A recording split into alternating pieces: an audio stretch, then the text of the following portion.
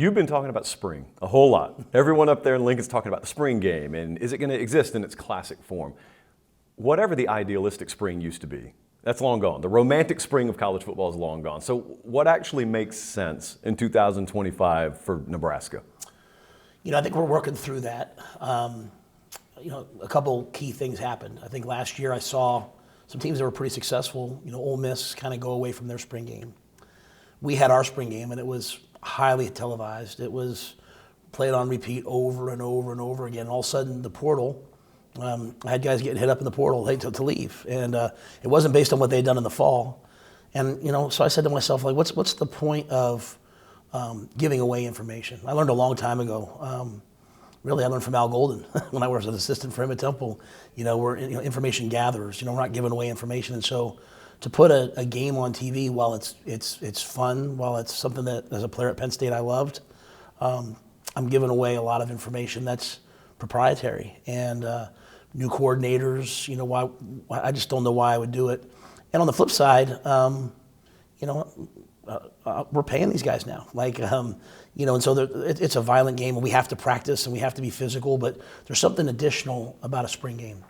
And so we've gone back and forth on it. So we'll do something to celebrate the team. We'll do something to celebrate, the university, something to bring people together, but it will not be what it has been. What's crazy about your job, among many things, is there's really no redundancy to it. There's no formulaic check in, check out. We're going to do the same thing today that we did in February of 1997. And certain jobs out there, people are blessed enough to just be able to go by a rubric. Yours is evolving like 30% every year, but yet you're also not 24 years old. Like typically people associate getting older with getting more set in your ways. And you can never afford to do that. Or you're a dinosaur within 36 or 48 months. How do you have the in the weeds viewpoint, but also maintain the ability to zoom out 50,000 feet continuously to make sure every aspect of the program is what you said, is cutting edge? I think it's really two things. I think studying who's most successful. You look at Nick Saban, how successful he was over so many years, with the willingness to change, with the willingness to adapt to spread offenses, with the willingness to adapt to NIL, with the willingness to adapt to transfer portal. Like, he was dominant in all these different eras because instead of fighting it, he just said, hey, let's be the best at it. And so I think that happened to me this year. We got to the end of the season. We accomplished some things that haven't been accomplished in 9 or so years, getting to a bowl game and having a winning record. But the portal hit, some guys left, some coaches left, and I was like, forget this, man. It's time for us to go. And so we attacked. And maybe in ways that 3 years ago I wouldn't have believed in, hey, this is the right way to do it. Now the rules have changed and the competitive side of me came out. But I think it's studying people like that. But I'll also say, I was describing it to someone the other day when it came to like the house settlement and personnel and rev share. I told them it's like my experience in the NFL during COVID. I would never wish upon anyone to be a first-time NFL head coach during COVID, doing your first meeting on Zoom. But I'd plan out the entire spring schedule, and then an addendum would come out. Hey, this is the rules, and so then I'd tear all that up, and okay, here's how we're going to do it with these new rules. And all of a sudden, on a Thursday, hey, these are the rules tomorrow, and literally, I was living email by email. But what that does is it develops the versatility and the freeness in your mind to say, you know what, this levels the playing field because everyone's getting these rules, everyone's adapting to these rules, and so there's a lot of guys right now in personnel saying we're going to hire NFL guys. It's nothing like the NFL. This because NFL, you have contracts, you have rules. This is like, hey, who can figure out in real time what the best things are? Spring ball, training, recruiting, rev share, how much to pay a high school kid versus a portal guy. And so I think that experience of dealing with COVID in the NFL and all the different rules got me ready for this in a unique way. I'm glad you said this. Okay, so there's this common talking point out there that college football is just like the NFL these days, which sounds good if you don't have to defend the viewpoint. But if anyone challenges you on that, like if someone were to say, oh man, college football is just like the NFL, and I say, give me some examples. Well, free agency is not like the NFL. Salary cap at this point that we're talking is not like the NFL. Enforcement is not like the NFL. Overall equity of structure is not like the NFL. So you've been a head coach at both levels. You just said, it's not really like the NFL. Like, just because we pay players today, and just because it may look a little bit more like the NFL than it used to, is there not still like a night and day difference between the Saturday and the Sunday game? Night and day. And I mean, as you said, it looks a little bit more like it. You do have to assign value to players. You can't just all go. I remember when I left college, I went to the NFL. In the NFL, you get one first-round draft pick.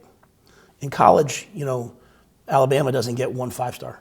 They can get 8 of them. So that's where the disparity occurs. So I was like, hey, let's go to the NFL where everything is built on parity.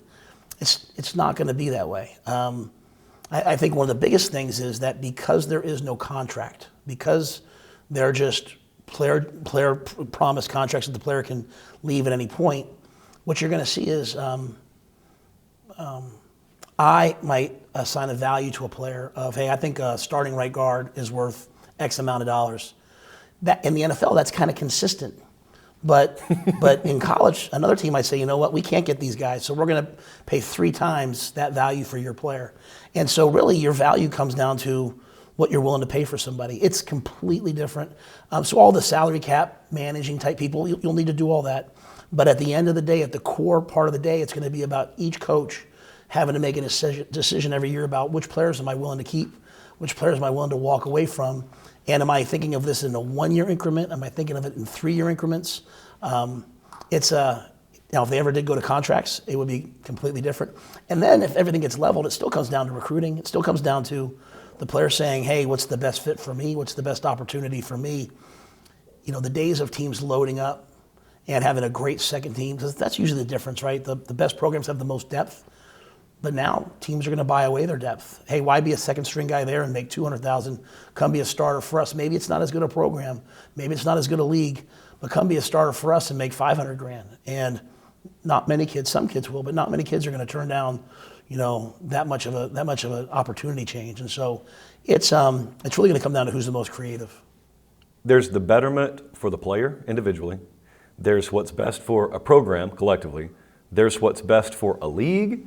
Then there's what's best for college football. I've found, in my opinion, that those don't always perfectly overlap. So case in point, let's say over at Pate State, I've built this dominant roster and I got championship caliber depth in the old way of doing things. Then the new way of doing things comes and my 2s and my 3s are bought out from under me for probably 2 or 3 times what they're worth, but there's desperation in the marketplace. That's great for that player that he just got that money. It is great for the program that they had the resources allocated to be able to come do that. It's not good for me because I just lost my championship caliber depth, but I think there's a person, I like for it to be me, but it could be anyone watching right now who stands over in the corner and says, okay, I don't care about any of these schools as much as I just care about the sport of college football. And then there are 2 schools of thought. One is that just inserts a bunch of randomness into the end of the year. Whoever's healthiest is going to make it, and it's like bear crawling to the finish line. Another person says, yeah, but it's kind of flattening out the sport where more people can compete. Where do you fall on the structure of the way it is right now as it relates to what's strictly best for college football? Well, I think when it comes to the market, let me say this, because you said something really pivotal that an NFL person said to me. The desperate team always sets the market, right? So I think when we talk about market value, I think that's one part of this, right? Like the desperate teams, they now have some resources maybe to get involved. I always will stand on the side of what's good for college football in general. I don't know that you can have 130 teams be relevant in college football. I don't know that you can have 60, wherever the Power 4 leagues come out to 50. There's differentiating factors within the leagues. I'll be quite honest, I took a lot of heat at the beginning of this year when I said 4 Big Ten teams should always be in the college football playoff, and I think at the end of the year I was proven right because we played a Big 12 team, a very good Big 12 team, and it was in Colorado, excellent football team. I watched a lot of other teams. The SEC and the Big Ten are by far the best leagues. And I think that's going to just stretch. And so what I would love to see is the 40 or 50 teams who are willing to truly make the commitment, not just, hey, if you give me the money, I'll spend it, but truly make the commitment to be at the highest levels, whether they're from the ACC, but wherever they are. I'd like to see those teams kind of all come together and play each other, because in our league, we go to Penn State, and then we go to UCLA, then we have USC come to us. I've said it before, the travel, it's just a whole other level. And so The Big Ten and the SEC to me are just really the most dominant leagues. Some kids are going to leave maybe those leagues to go have opportunities, and if that's right for them, so be it. But I think the best thing really is for us at some point to differentiate between which schools really want to do this at this level, to put the resources in. Now we're paying players, but are you taking that money away from your facilities, from your recruiting, from your player development? That's why I'm at Nebraska. In Nebraska, we didn't take away 1 cent, not one position, from the resources we give our players to also do rev share. But a lot of schools are going to have to do that. And I think that's where the differentiating factors are going to be. I get readily crucified on this a lot, of talking about what is obvious. What you just said to me is obvious, which is we do not have 134 teams playing the same sport. The ball's shaped the same, the field dimensions are the same, but to pretend like UTSA and Georgia are playing for the same championship is asinine to me. Yet when you try and suggest that there should be tiers to this, or someone like me says, hey, I'd love to see a G5 national championship out there, where your end goal is not maybe hope to make the playoff with an at-large spot, but instead you've got a championship you would realistically win. You just get raked over the coals. And as soon as I hear their fans tell me, no, we want the opportunity to be treated like a piñata at the end of the season, I just kind of say, okay, like it's no sweat off my back. I'm just trying to explain what I think is reasonable. Do you think, based on the conversations you get to be a part of, we're actually moving towards a world where some structure like that exists by like 2030 or something like that? I think it's inevitable. I think as the TV money ramps up in some leagues and goes further down in some other leagues, right now with the modern rev share, a lot of teams are going to be able to kind of, in non-revenue generating leagues at the level like the Big Ten and SEC are from the TV money and from a place like us that sells out every week, a lot of those teams are going to be able to use donors, use NIL to get to, that $14, $15 million mark. But as that money jumps up every year, and the TV money jumps up in certain leagues and not in other ones, it's going to be really hard to compete at those levels. And make no mistake, the people that are crucifying you or crucifying me are doing so in love and passion of their team. They're very passionate. But about their team, right, and about their league. When I was at Temple, I would have stood on the table, hey, the American Athletic Conference champion should get into the college football playoff. Now that I'm facing Ohio State, now that I'm facing Michigan State week after week, it doesn't mean that those other teams can't make great runs. It just means that their team's not as beat up and did not have to run the gauntlet to get to the playoff. They're not playing the same teams that we played. So people beat up Indiana. Week in and week out, Indiana played really tough physical teams, and they say, well, they don't have the... Well, but I know that the Big Ten teams are better than the teams that guys from other leagues faced, and so to me, it's the physicality that you have to go through throughout the year that before you get into playoff. It's different than basketball, and so that's to me why the leagues matter. This is going to just go like this, in my opinion, and I think there's some teams from some other leagues that really want to be a part of it, and maybe they'll find a way in. That's why when I came to Nebraska, it was because I saw this coming and was convinced that Nebraska in the Big Ten, in the middle of the country, with our financial situation, would be able to survive in this new world. And I looked at other jobs and said, they might look like a good job, but it won't be by 20 whatever. Yeah, the thing you mentioned there, because I don't want to just gloss over this, you mentioned the physicality, the totality of physicality of the schedule you play. You could say the same thing if you were Auburn as you could say if you're Nebraska. I've always found that everyone knows when you play Michigan or Ohio State, it's going to be a tough game. Everyone down south knows, man, if you're going to play Texas or Alabama, it's going to be a tough game. It is the random date against Mississippi State or a down Michigan State team that may be en route to a 5-7 season, yet they've got 9 or 10 guys on their roster they're going to play on Sundays. The training room doesn't look any less full the following day when you play against them, just because their record's not going to be good. So one of the things that we go to on the show all the time is, you are what your record says you are is a lie in college football, because it's very relative to the conference you play in. Florida played a ridiculous schedule last year. Somebody else may not have. Can you describe how aggravating sometimes it may be if you have to sit in the seat of listening to a committee member or someone in the media talk about your strength of schedule without understanding the layers that go into strength of schedule depending on the level of play that you have to engage in week by week? Yeah, I think that's unbelievably frustrating. And I think, again, I'll hit this over and over and over again. The travel in the Big Ten is a major factor too. To be traveling across the country just on your physical health, right? The weather. I mean, come play in Lincoln in November and hit that turf 50 times when it's 22 degrees outside. Tell me how you feel heading into the college football playoff. I mean, those things all take tolls on people. But again, yes, it's the physicality, especially a league like the Big Ten, where the records are always a little bit lower because you have to remember we're playing 9 conference games, not 8. And so that generates more losses across the board for everybody. Whereas if we played 8, like some leagues do, then everybody, you pretty much assume that everyone, the team like us that went 6-6, let's just say, hey, they're 7-5. And a team that went 7-5, hey, they're 8-4. And the league just begins to elevate a little bit in terms of what it looks like. So I think the Big Ten is really, really tough. I mean, they added in Oregon. Like when I took the job, they're like, hey, by the way, we're adding in Oregon. And Washington just played for the Natty, and the USC, they got Lincoln Riley and UCLA. I mean, like it's really, really, really difficult. I say the same thing about the SEC. And that doesn't mean I'm here to diminish other leagues. It just means that they are really, really difficult. And so when you get to the end of the year, and I think what people have proven is the strength of schedule really doesn't matter as much as in the decision-making process. Because I wasn't in it, and I have, people say you don't have the right to talk about it. No, but I actually got to watch it. Yeah. I got to evaluate it. I got to be a fan of it. They really talk a lot about, the way teams look like they're playing and who's the best team right now. And usually that's really about the offense. It's really about how many points they're scoring, right? It's not, well, hey, these guys are suffocating people on defense, and Georgia goes out there, the quarterback gets hurt, they're playing, they find a way to win, they play unbelievable defense, and people's like, oh, it was an ugly win. No, that was beautiful, beautiful, beautiful defense. You know what I mean? Like, so I think there's a lot of things that kind of go into it, but a lot of it is just, hey, who's the most fun, explosive team to watch on Saturdays down the stretch? And if you've gotten yourself beat up all year through a tough league, it's kind of hard sometimes to look real good down the stretch. I mean, the best teams will, but the other teams, and so that to me is the disparity. I think as they look at the upcoming versions of the CFP, you might see some changes. I don't know that, I'm saying, but I think you might see some changes to account for that. Yeah.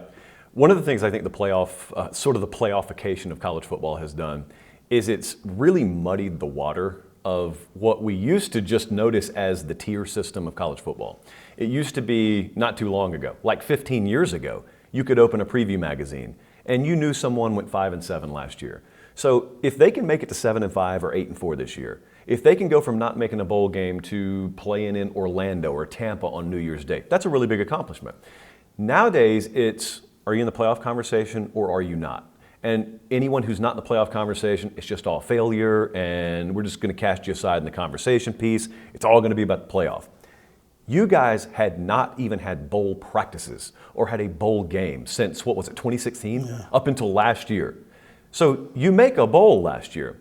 That used to be cause for minor celebration. And now it's Nebraska. Were they in the playoff? No? All right, next. How do you feel like year 1 to year 2 went? Well, I think the biggest thing is that we went from playing, this is with all love, we went from playing in the Big Ten West to playing a much harder schedule. Yeah. So we went from 5-7 to 6-6, but we were a much better football team. Close losses, which have kind of hampered Nebraska for a while. Close losses usually mean, hey, we're just not as good as we want to be yet. People act like it's like the secret sauce, but we went from playing good teams to adding in a USC. To adding in, even UCLA, who got hot for a little stretch there. I mean, we played some really tough teams. Indiana, who obviously Coach Signetti came in and with the new modern rules, the transfer portal, like he revived them, he re-energized them. So I feel like we made a step.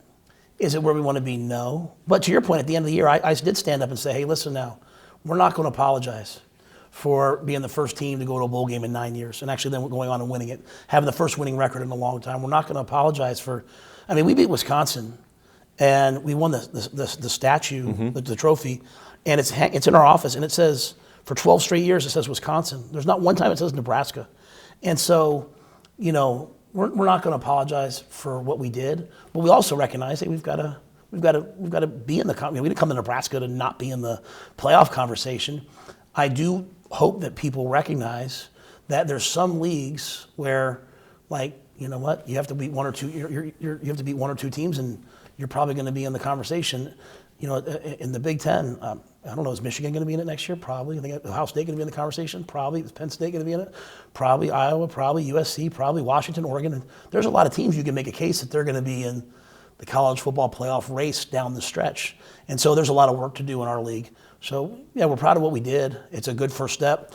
You look at my history; it's always year 3, year 4 that we're successful. So I'm not really, hey, come and win right away type of a guy. I'm kind of build it this way, and I think we're building it that way though. Champions leave clues all the time. Winners leave clues all the time. So we just watched Ohio State do something they probably wouldn't even had the opportunity to do in previous iterations of the sport. Now you expand the playoff.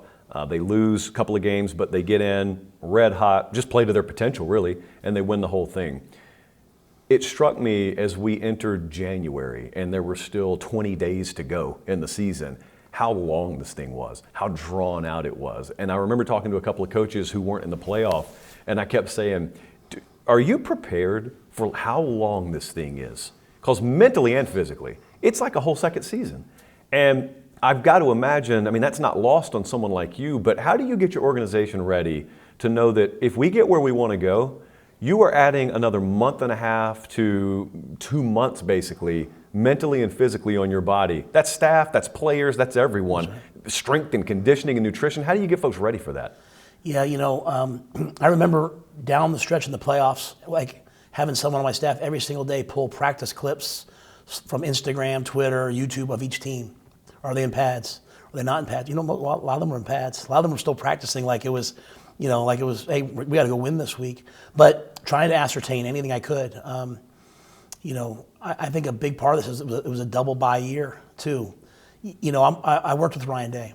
Him and I were assistant coaches under Al Golden years ago, and I haven't talked to him about this or anything, but knowing Ryan, just watching what he went through this year, it's almost like the loss to Michigan and the ensuing, whatever the word would be that came after all of them, and almost like it reinvigorated them and galvanized them.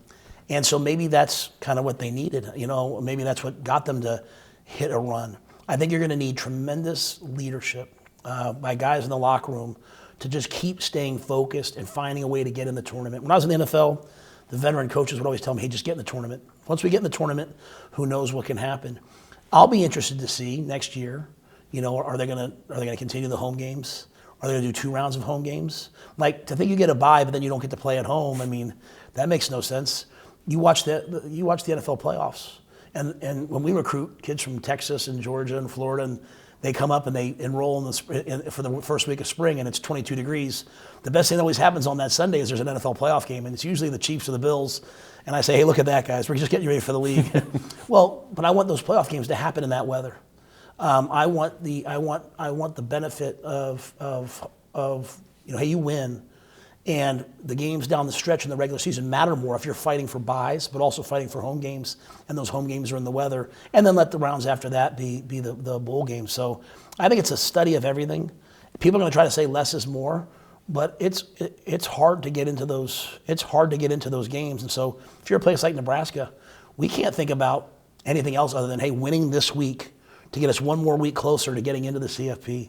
And so once we get there, then we have to hopefully have a team that has the leadership and the resiliency to galvanize the way Ohio State did and go on a run. And then you go back, you have to win tough games and winning moments. I mean, Arizona State's 4th and 9 away from, touchdown pass away from beating Texas. Texas is 1st and goal away from, that game. So, I mean, there's so many little things that happened. I watch it as a college football fan because I haven't done my job well enough yet, but I plan on being there soon with the guys that I have. I believe in them. What were some of the people, some of the things, games, programs that made you take special notice this past year and made you go, oh, wow, or made you send some text out? Love what you did. Was a big admirer of what you did? Because you're kind of in the bunker, but you're a big fan of the sport. Yeah. So you also see a lot of the stuff.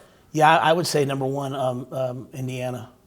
I know Coach Cignetti obviously came out and was very outspoken, but when you're around him, he's a very charismatic, gregarious guy. Obviously, I knew his father. I'm a Pennsylvania guy, Coach Cignetti at IUP, and then obviously both Kurt and Frank. I have a lot of respect for them. But his players played with belief. His players played with confidence. His players played with charisma. They had a defensive tackle, number 99, and I remember we were undersized guy, high effort guy. He'd come from James Madison, and when we played them, I was like getting ready for it. I kept talking about him, like, this guy's what I love in a football player. And then when we played him, he got after us. And so, getting away from well, this guy's got this potential. And, I want to see professionalism and production, not just potential. I think I respected the way that he did that, the way he got the quarterback to play. I watched a lot of what Brent Key did at Georgia Tech this year. And Haynes King, who's a kid I've known, offered him when I was at Baylor, finding a way to win each and every game. I don't think you can talk about college football this year without talking about Kenny Dillingham and what they did at Arizona State. Pick last, win first. And when you listen to him, I've never even met Kenny, but there's this unique combination of confidence and humility all in one that I find really, really cool. I look forward to meeting him someday. But I think it was probably those teams that I really watched and really, really admired. I always have to say Fran Brown. Fran was my assistant for a long time, and Jeff Nixon was my OC, and what they did with Kyle McCord, and then had a tough loss here and then overcame it. I'm really proud of them. So I think those are some people I really respected what they did this year. How quickly, when you're putting a staff together, can you tell that there are guys sitting around the table who are one day going to be head coaches? Yeah, it's funny. I've had a lot of ADs ask me that over the years, and I always say I feel like I see them. I feel like other people don't. You think about it. There's two assistant coaches of mine, former assistant coaches of mine, that are head coaches in college football. Joey McGuire at Texas Tech, and Fran Brown at Syracuse. And neither one of them ever was a play calling coordinator. But they're leaders. They're leaders of men, and they know how to put together a roster. I'd say that in today's football, what's more important, the ability to put together a roster and develop talent, or being a great play caller? I can hire a great play caller. Yeah, I want the guys out there making plays. And so, a lot of people would never consider. I remember pushing Fran for jobs at Temple and other places, and people wouldn't really consider him. I remember pushing Joey for some jobs, and I've had others like that. Elijah Robinson, who's with Fran at Syracuse, I always thought was great. Jeff Nixon, who's with him at Syracuse, and I had Frizz Jackson, who I always thought would be a great head coach. Phil Snow, I always thought. So I've had all these other guys I thought had that skill, but I think sometimes we think that to be a head coach you have to be a play caller. I don't. My day starts and ends with everything else other than, hey, what are we going to call on third down? And I have to be a leader in that area. I have to walk in and talk about it and challenge people and talk about how we're going to win this game. And I have to be involved in the X's and O's to a degree. But my job is so much more than that. It's putting together a program that's sustainable. And so I always feel like I have guys. I say, hey, this guy could be something really special. There's a guy that just got named the offensive coordinator at 28 years old, the Jacksonville Jaguars, a guy named Grant Udinsky. Grant came out to visit us at Baylor, sleeping in his car at the Walmart parking lot and visiting us during the day. Phil Snow took him into his house. We ended up just hiring him because we felt like, well, if the guy's sleeping in his car, he must really want to do it. Came with us to Carolina. Eventually he went on to Minnesota, worked for Kevin O'Connell, and now he's the OC at Jacksonville. When he was sleeping in his car, that to me was the same as me driving 11 hours with my wife and 2 dogs and a cat to ask Al Golden to hire me at Temple. There's something special about people who have that, and Grant had that. So I'm not surprised that he's the OC in Jacksonville, and I won't be surprised when he's the head coach. But none of it has to do with play calling. It has to do with that inner leadership and drive. So it's a long answer. I'm sorry, but I'm passionate about it because I think that's where people get it wrong. Like when you watch the teams that won this year, like that Ohio State team, they rallied around Ryan and they fought for him. Last year's Michigan team rallied around Jim. They fought for Jim. And so to me, that's my job, make the team rally around me when they need to and fight for me and me to do the same for them. Do you think sometimes people in hiring positions misunderstand the respect factor in the building, i.e., they look at someone who hasn't called plays before, and even if they're convinced, I think he could be a good head coach, the follow-up is, but I'm concerned the guys on the staff, the guys in the building won't respect someone who's never called plays before, which you're telling me is a gross mischaracterization of how a functional building actually operates, but yet the folks in the hiring positions maybe don't always see it that way? Yeah, I think it's also, I think so much of football we think is play calling. But really when you get down in the weeds, right, especially in the NFL, but in college too, as rosters shift around, if my right guard can't block that 3 technique, it's really not about what the best play is on the whiteboard. It's really about, hey, how are we going to manage that 3 technique? Josh, when I walk in every week and we're playing somebody, the first thing I do is I put on their defense. And I just try to identify any player that can wreck the game or anything that they do that can wreck the game, whether it's a special blitz they have, and then it's like, okay, we have to attack that. And then I go over the offense and I look and see, is there a special player they have that we have to take away in some regard, or is usually in college football, is there a run game just so tough we have to defend it? It's so much more about the players, and it's so much more about the matchups and who's successful and who's not, that the play calling, yeah, when you have better players, you can call a lot of really good plays. To me, I want to know who finds a way to win consistently. And that is an ability, kind of going back to what I said earlier about attacking, the new world of college football. Who's versatile? Who's flexible with their brain? Who can adjust to the things that have happened? Who can adjust? Like Chip Kelly's such a great offensive coordinator. It's like, hey, give him whatever quarterback you give him, he's probably going to find a way to score points, right? Like, I mean, he did it certain ways at UCLA, does it different ways at Ohio State. They grew and morphed at Ohio State throughout the course of the year. That's coaching, and so I just think we overemphasize just the way it looks. I think we do that with the playoff committee. Just show me a team that wins and show me a coach who figures out how to win with whoever he has. The scholarship numbers are changing in the sport. And there's this interesting time coming up where you may have to tell guys who you previously would have had room for, we don't have a spot for you, which is a conversation I've listened to a number of coaches talk about. It's not comfortable. It's not easy. What is your philosophy on that? Is it, let me get as ahead of it as I possibly can and let a guy know exactly where he stands and then he can make the decision himself? Or do you wait as late in the game as you can and then just have the really difficult conversation? No, I did it after the Iowa game when the portal opened. The week before the portal opened, we met with every player and told them, if we were to play today, where you would be. And I told a lot of young men, hey, if we played right now, you would not be in the 105. I mean, if it went ahead to next year, then with other guys I said, hey, you're competing to be in the 105. With other guys, I said, hey, you're a backup. You're competing. I wanted to be completely transparent with every player as possible. It's one of the hardest things I've done, and we had a lot of guys go in the portal as a result, which I didn't want for their sake. They had been through all this, and they didn't even get a chance to go to the bowl game and enjoy the bowl game. Not because I said if you went in the, they still could have gone to the bowl game, but for so many of them, it's like, Coach, I got to find a spot. I got to start going on visits. I got to do this. So it was really, really hard. And I heard some coaches say coaches are, they're saying it's the death of the walk-ons. Really, they're just trying to take it. Not at Nebraska. I was a walk-on. My strength coach was a walk-on. I believe in guys on the team who are on the team for no other reason other than they love the game or they love being a Husker. I had young men who I said, hey, you're not going to make the 105. And they said, Coach, my whole life I've dreamed of being on this football team. My dad was on this football team. I'll be here until the last day you tell me I got to go. And so, but I believe in putting that back on the players so they can make the best decision for themselves. But I don't like it. I don't think it's right. I think rev share is great, but on a team of 105 guys, how many guys are really going to get money? 30, 40, 50, 60? Every team will probably do it a little differently. There's still going to be a lot of young people that are there for nothing else other than just to play the game. And so in this world, I wouldn't have been a Penn State football player. I wouldn't have been able to say that I learned from Joe Paterno. I wouldn't have been able to say that, hey, you know what, I went from not making the team my first year to playing in pretty much every game. I think maybe I missed one in my last 2 years there. Those are accomplishments in my life that have put me in this chair.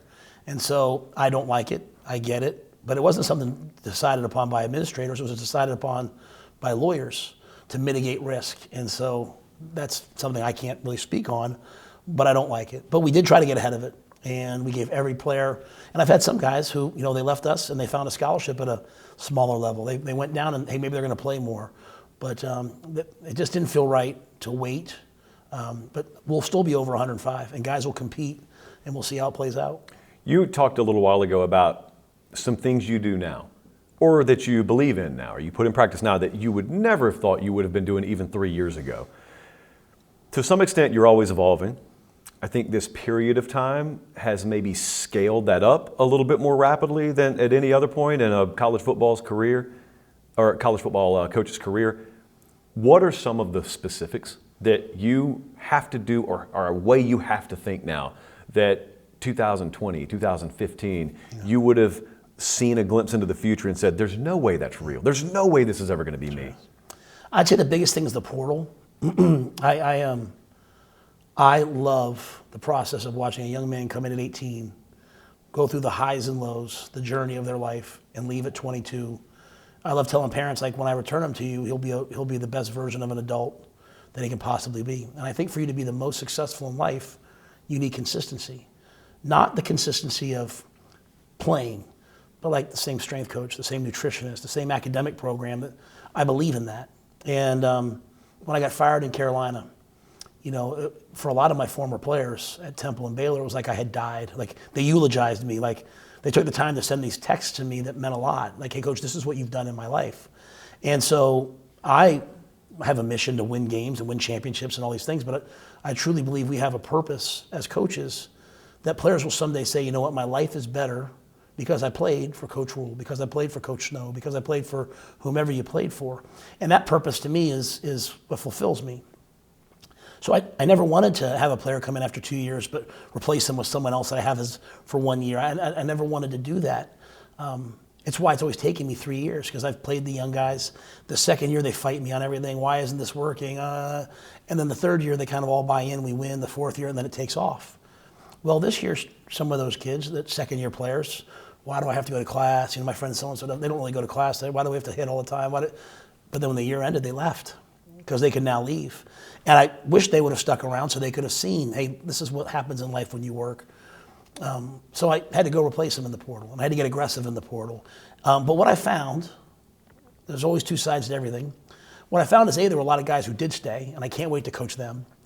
But what I did find, too, is there's a lot of guys that came in from Georgia Southern or from East Tennessee State and said, wait a minute now, coach. I get 21 meals a week in the cafeteria here. You mean to tell me I can have a professional chef will make my food to order? And instead of me having the guy who was complaining, like, coach, why do I have to eat meals all the time? Like, my friend at so-and-so, they only have to go to a meal 5 days a week. I replaced that guy with this guy. So I loved coaching these guys and watching them grow up. So someday I can see Deion Dawkins as a star in Buffalo and this amazing personality. And remember about the time I threw him out of this or threw him out of that. And, I love that part of it. But I did have to adapt. And I think the second thing for me is, I've had conversations with parents this year, and their son's a receiver, and he's down on the depth chart, and hey, coach, should I leave? And hey, coach, we're thinking about taking him somewhere. And whereas before I'd say, no, he should stay, you should work through it, you should fight, you should battle. Now I'm like, you know what? Maybe it is in your best interest to go to FCS school and catch 100 balls. Maybe then someone will, give you $100,000 to come play for them. Like, getting on the field and playing might be the best thing for your son. So, I didn't really want to run people off. I've never wanted to be a catch and release football team. I like the development portion, but I've had to adapt to this new world. What it has allowed me to do, though, Josh, is look at players and say, who am I allowing in this locker room? And the best compliment I got this year from one of our players just this past week, he texted me, he said, coach, you did a really good job. You guys did a really good job of bringing in guys that fit into the locker room. To which I then responded, now you have to do a good job of making sure the locker room makes sure that everyone fits into it too. But so that's probably more it, right? Just the non-traditional model versus this model. The money, all those things, those things don't affect me. They don't bother me. I pay my defensive coordinator a lot more than my GA, yet they work the same amount of hours to the same standard. And so I tell our players that, hey, you're all going to get different things. Comparison's the thief of joy. Why don't you just worry about being great and the money will come? And I say that to my coaches as well.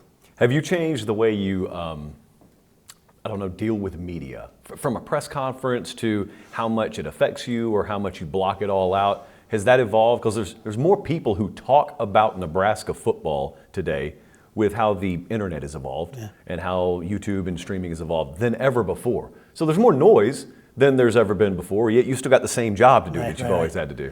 Yeah, I think the biggest thing is, the season hits, I turn off Instagram, I turn off Twitter, I turn off everything. I get rid of it because I've seen over the years the impact that has on people as coaches. I love my mom. My mom, sometimes she reads all of it, and then she'll say, I'll say, Mom, stop reading that. And then she'll say, well, I don't listen to it. And I try to tell every parent, hearing it is the same as listening to it. It's toxic. And it's the way people make money.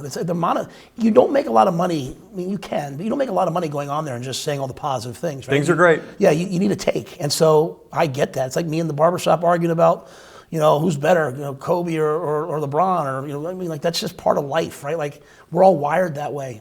But I just, after everything that I went through in Carolina, I took heat for things that, I didn't even do. I'm the perfect person to come to Nebraska with this media market because nothing can ever affect me. Till you stood at a field and had 55,000 people chant to fire you in front of your wife and kids, you haven't lived. And I'll never forget my son Bryant. he was young, he was in high school, he was a sophomore when all this happened, junior, and he's kind of tearing up maybe one day, maybe not tearing up, but kind of emotional. I had to remind him, I said, hey, buddy, when you were little, when I was an assistant at Temple, I took you to an Eagles game. And we sat up in the stands, Andy Reid's the second to last year, and about the entire Citizens Bank Park, or Eagle Bank, whatever they call it, Lincoln Financial Field, was chanting to fire Andy. And you started going, fire Andy. I said, no.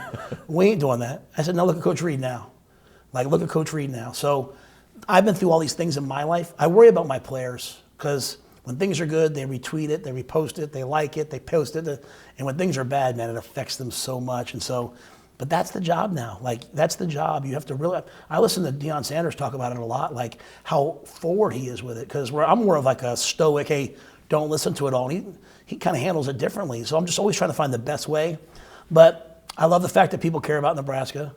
I will probably, if I do hear something, I do get defensive of my coaches, because I know how hard they work. And I think we live in a world now where everything is always the coach's fault. And I think sometimes our players, they need to take responsibility. You know what? The plays work good when the players work good.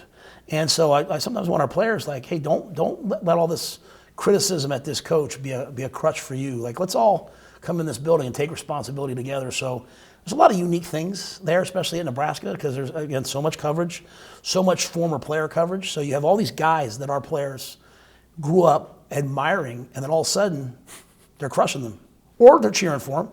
And I talk to those former players, and they're always like, hey, coach, it's part of it.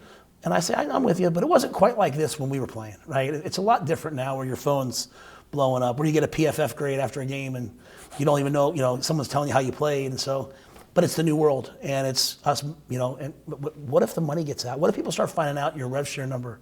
Wait, Josh Pate, he graded out at a 53% based upon this metric over here, but he's making $500,000. It'll get crazy. So I'm just always trying to be ahead of it as best I can. And I think the one thing for me as a head coach is I try to stand up there and, I think a leader should take bullets, should take arrows, should stand in front. When I got fired in Carolina, I talked to the team afterwards. And I told them, I said, I think guys, I know this hasn't worked out, but if there's one thing I hope that I've always done, it's I've tried to demonstrate what leadership is. I've always tried to demonstrate that, real leaders stand out front and they take bullets for the guys they care about. I said, so I'm sorry I couldn't do more, but I hope if I did anything, I did that. So when I came to Nebraska, I was like, you got to stand out front, man, and you got to be front and center. And I think we have a lot of people in our media market that are really, really fair, and we haven't played good enough to get a lot of accolades yet. But it's definitely this is the job. Going back to what I said earlier, the play calling, that's a big part of the job, but so is helping the psyche of these 18 to 22-year-old guys. I got money, I got this, I got that. It's a lot to it. All right, I want to pitch you a concept here. All right. You don't have time to do what I'm about to say, okay? So this is purely conceptual. But I always thought if I were a head coach, I'd block it all out during the season. I'd get to February or maybe post-spring, the week where I would normally go on vacation. I would love to have 2 chairs like we have right now, and I'm sitting in one of them, and I line about 10 people up, just fans who trashed me publicly all year. They don't get to have the groupthink. They don't get to sink back in anonymity. I'm going to be respectful of them. I'm going to walk them into the room one by one. They get to sit here. Greg turns the lights on. He turns 3 cameras on. And I just say, sir, air your grievances. And he probably becomes very cordial at that point because the lights are on. But even if he doesn't, I will just intellectually, I'll be able to explain everything he's got a beef with. I'll be able to explain how play calling actually worked. I'll be able to explain what he didn't know that I knew about the opponent or that I knew about the injury situation of my left guard when I didn't start him. So my point to you is I know the concept will work. I don't know if you have time to do it, but I think we could sell this pretty easily. It reminds me, years ago, I was a second-year head coach at Temple, and so the first year we went 2-10. And we had someone wrote an angry email and was canceling their tickets. And I happened to be in with Mark Ingram, who's now at UAB as the AD, and he was in charge of some things. I said, well, call him. And I called him, and I said, hey, this is Matt Rhule. I know you're disappointed. I understand that. I said, we were disappointed that we're losing you. I said, things have been tough. I said, I think we're getting better. I think we'll make a jump this year. If anything ever changes, we'd love to have you back. Please feel free to give me a call back. I didn't give my number, but I gave it to Mark's number. Well, never heard from him, but he ended up keeping his tickets. But I think a part of this is is that when there's criticism, there's always a lot of validity to the criticism. I don't go home and my wife doesn't say like, are you going to start blitzing? Or don't think after a decision's made, I'm not in the locker room. Like, I mean, that's half the reason why you see head coaches yelling on the headset. Right. But there's so much more to this. We've just gotten to a point where like, we're letting like algorithms tell us what a coach should do or shouldn't. And we're taking away the genius of Bill Belichick, the genius of Nick Sirianni. Like, it's not just the algorithm of like, hey, it's 4th and 2. Because if you study that, which I believe in analytics a ton, like 50% of the time, more than 50% of the time you'd win. It's all based upon like a normal team, not those two specific teams all the time. And so I just think there's more to it. But I do think all of it is valid. It's just not, at the end of the day, like what good is it to listen to outside people during that time? I would love sometimes to have some people like show me on tape what they're complaining about, like walk me through it. But I think we have a lot of that now. We have a lot of people that can go on and they'll put together an 8-play cut up and they'll put it on YouTube to prove a point. But it's very like misleading. And I'd much prefer someone like Dan Orlovsky did that to me when I was at Carolina. He did this thing about the back sets and giving away everything. And I called Dan. I was like, Dan, I wish you at least called me. Because I'd have showed you the play where we lined them up deep, and then we threw a play action pass and hit like a 40-yard gain. And so I think, anytime things are one-sided, where there's no discourse, I can prove everything right. I can prove everything wrong. I mean, look at the internet now. I don't even know what to prove sometimes based upon your agenda. So I think we have to be real careful about believing the things we read. Do you know this year, someone put out on the internet that my wife was pregnant, that Julie and I were expecting a 4th child. It was like after 4 weeks of pregnancy, they're proud to announce, which, as you know, no one would do it after 4 weeks. And Julie and I kind of laughed because she's 49, I'm 50. We're like, well, obviously no one will believe that. Do you know there probably hasn't been a day in the last 5 months that someone hasn't walked up and asked how the baby is? Dang, man, congrats. I actually had to go on a press conference. I was like, we are too old to be pregnant. And but I guess my point is like that's out there. People care, but I think we always have to be so careful of what we hear, and that's why I think this is so valuable. Because whether we agree, disagree, the question is like you're hearing two sides of everything. And anytime you listen to something that's just one-sided, it can be a reaction. But anytime you listen to something that's just one-sided, then you're hearing one side, and I always like to hear the other. And I think when we make a decision in football, sometimes we say to ourselves, I wish we would have done something differently. It is hard. I will say this. It is hard. One of the hardest things in football is to play a game, lose the game, win the game, walk off the field, shake someone's hand, walk off the field, walk in the locker room, try to compose what you're going to say to your team say after a loss, in one of the most difficult times, right? Like what you're going to say to not hurt them, but set the tone for how we're going to handle things. Get up, walk out, not shower, maybe shake the AD's hand and walk into a press conference and then tell people what happened. I mean, it's hard. And I remember even in Carolina, they'd say, hey, here's some thoughts. Say this, don't say this. And you walk in there and train professionals who've been waiting like an hour to ask you about what you did on third down. So you don't want to throw your teammates under the bus. You don't want to throw your coaches under the bus, your players on the bus. It's all really difficult. And so, again, this is why being a head coach is not about who's the best play caller. Think about what you say after a game to your team, what that can do. I don't know what Ryan Day said to his team after they lost to Michigan. I don't know what he said the next week. I've read a couple things about it. But whatever he did, it worked. And whatever he did, it probably came from here. And so I think that's the art of being a head coach. And that's why I come to things like this. This celebrates coaching. In a world where we're sometimes always tearing down coaching, where we think the general manager is more important than the head coach. I really believe in the art of coaching. And so I love to celebrate coaches. The psychology of the game day is totally fascinating to me. Everybody thinks about the pregame and pregame speech, and everyone's really fascinated. It makes for good hype video content. The part I've always been more fascinated by is the postgame, because the game's over. So you're on to next week. It starts immediately when you walk off the field. And I see sometimes you'll have like footage of these postgame speeches, and it's always shown in retrospect, way down the road when the team's gone on a run. And the messaging there is, this led to this. Sometimes I feel like it's just anecdotal and that would have happened anyway. Other times, like you just said, there could be a trigger point. You never know when the trigger point, you never know when that mechanism is tilting, but you've got opportunities after every game, especially after a loss. I would imagine you've got a more cultivatable environment there because whatever they just did didn't work. Right. So you're more apt to want to try something new. But the psychology of it's not normal, because normally when people fail, they get to go home and hide. Right. And then they come out when they're ready, and it's really a slow emergence from the cave. And you've got to go through all that. I mean, probably the most difficult portions of your job are losing the game, and then you got to face a team, and then you got to face media. Those things happen within a 30-minute period, and then you got to go about game planning the next week. How much of that do you have to get yourself ready for before you're ever in the environment? I think you have to get yourself ready for it. Troy Dannon does a great job for me walking off the field, win or loss. He always gives me like one thought. He always gives me like one thought that maybe I can like, and again, not just he'll walk up and say, hey, that game, this just happened that day or whatever. Like he always gives me something that maybe I can kind of hang my hat on with the team. Again, I sound like this old man railing against social media, which I'm not, because this will probably be on some version of social media at some point, and I'll watch it on social media. But as I'm talking to the team, I can usually hear ding, I can hear everyone's phones kind of going off in the lockers, or vibrating in the lockers.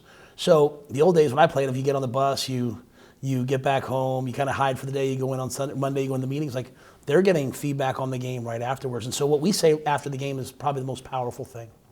And, I always live by win or lose, do no harm. Like don't do anything that can hurt them in an already hurt state, even worse, but also tell the truth. My last year at Temple, we were picked preseason top 25, and we lost to Army our first game, and came back and we were 3-2. We went to Memphis on a Thursday night and we lost. And I'll never forget me starting to say something. I said, guys, I didn't get you ready for this, and I was really upset about the decision we made offensively. We threw the ball 50 times, and I'll never forget Jihad Thomas and a couple guys just telling me to shut up and going off. And that's when I was like, oh, we're about to go on a run, and we won 7 straight. For the last 2 years at Nebraska, sometimes I've given them the opportunity, and I've never had anyone go off and say enough. And I started to feel that towards the bowl game. I started to feel like the guys in the locker room starting to be like, hey, this is our team, and we're going to find a way to win. So I think those are amazing moments to tell them what went wrong. I mean, sometimes it's, hey, this is how it's going to be. I think sometimes it's better on Monday when you've really had a chance to think about it. Like I can tell you, we lost to UCLA, and I went in that Monday, and I was fire and brimstone. I was back to 2013, 14 Temple, Matt Rhule. I was like, hey, this is the way it's going to be. But there's a lot to it, and at the end of the day, when you go back to all the things I said earlier, you want a team that fights for their coach. You want a coach that fights for its players. You want players that fight for each other. And so in our darkest moments, we have to be honest. We also have to pull each other together. And again, that's why I always believe it's been 3 years for me to teach the team how to win. I've never taken over a team with a great roster, so I think that's part of it. You're developing the roster, but you're developing the mindset. You're developing the psyche. And when you go through tough losses or the ups and downs of a season like we did, the guys who stick together, they learn to trust each other. And we went out to that bowl game. I mean, it was raining in New York. People are probably like, that was one of the greatest days, because I stood there and I had a couple guys on the sideline say, Coach, as we were winning, what's great about this? Everybody that's out here wants to be here. And you only get that when you go through kind of what we went through. So that's why I'm so excited about what will happen. But it is all those post games. It is all those little talks that get you to this point if you want to do it the right way. I'll kind of end on this concept. When you've got a room full of people who have won championships or been part of championship teams, they know what it feels like. They know when it is how it's supposed to be, when it's not how it's supposed to be. The level of competition in practice, the intensity of practice, they've been around it. Or either they know what it's supposed to be about. When you've got players or coaches who haven't necessarily been there, and you're trying to explain to them it doesn't look the way it should yet, even though you feel like you're on the right track, I'll know when we get there. Like, what's that conversation like? It's hard, man. It's hard to take the practice thing. So I had a player come up to me at the end of this year, great young man on our team, and he's been there for a couple of years. He's like, Coach, you got here, and we started doing mat drills, and we started tackling in practice. We started doing all these things, and we were all like, wow, we never worked this hard. We're going to win. He's like, but we're 5-7 and 6-6. It's the same record. This was right after we lost to Iowa. He goes, this is the same. We're getting the same result with a different thing. And I understand that. I told him, I said, I completely understand. I said, but the only chance we have to get to a CFP team is to do what CFP teams do. And what most people do is they start trying to do it, and then they look around, they're like, hey, it's not really working, is it? No, it's not really working, and they quit. and they give up on their dream. The dream never gives up on you. I don't care if you're an actor. I don't care if you're in sports media. I don't care if you're a football coach, football player. The dream never gives up on you, but most people give up on their dreams. And to me, it's just like when you get to that moment where it feels like, hey, is this working or not? Like just after that Iowa game, and then my D coordinator left, and my D-line coach left, and a bunch of guys went in the portal, and it feels like, oh no, is this about to fall down? You do what Theo Epstein said when he went to Chicago, you double down. You go all in. You take all your chips and put them in the middle of the table. And you say, no, forget this. I'm not a sheep. I'm not going out like this. And you can't make the players do that. I have no problem explaining why to our players, but I can't justify. I can't be like, no, just trust me. Like, they've got to buy into it. And so, sometimes as the younger players come in, the Dylan Raiolas come in and, they're frustrated we're losing, but they understand. Like, as they go through it, they'll make the steps. But nothing comes easy, because you know what? Ohio State is working hard. So for us to be working as hard as Ohio State, and they're already 3 levels ahead of us, we're going to be chasing them for a long time. We've got to be willing to do things that maybe they aren't. And I say that with respect to them, because I know Ryan's going to do everything. But like, you've got to do things that are so uncomfortable to just have a chance. And when you have your chance, you can't blow it. So that's what we've been doing for 2 years, and we haven't gotten it done yet. But what else is there to do? Quit? Or just double down. And so that's what we're doing in Nebraska. We're doubling down, and don't listen to outside people saying you should be doing this differently. That's the hardest part. Hey, well, what if we did this? What if we did that? Well, that's like my fitness journey. Like, oh, you're a pretty fit-looking guy. I bet you get up and you do the same things all the time. I go to my strength coach every morning. He's in there 5 o'clock. He's lifting every day. You know I am. I send him something from Instagram. Hey, I read this. Hey, I read that. That's me, right? Maybe I should try this. Maybe I should try that. And he's always like, just get in here and lift some weights with me. And it's kind of like that with football. That's where my consistency in my life is in. It's in football. It's in do the same hard, tough things every single day. And when you don't get the results you want, double down, and then eventually they'll come. What is the Matt Rhule fitness journey, by the way? What's an update on the Matt Rhule fitness journey? Oh, bro, you know what? For this time of year, like this is pretty good for me. Normally I'm like terrible all the way, I'm not in the spring, but my strength coach, he made me, we had a goal by the end of the season I could do 225 5 times, and so I got to like 6, 7. So now I'm like, you know what, I think by the season I'm going to get to 10 reps at 225. So I just stupid things. Like I'm not never going to be able to wear that t-shirt you're wearing, but I'd like to be able to walk in the weight room and actually move a little bit of weight, not be on the elliptical, and I like to be able to go play a little pickup basketball with the guys, pickleball. So yeah, I got to find a way to do some things. 225 times 10 sounds like a really good charity idea. Sounds like I'll find the charity. I got to find the cause. Just so you know, I will do 225 times 10 if you find the charity. I appreciate it, brother. Thanks, bro.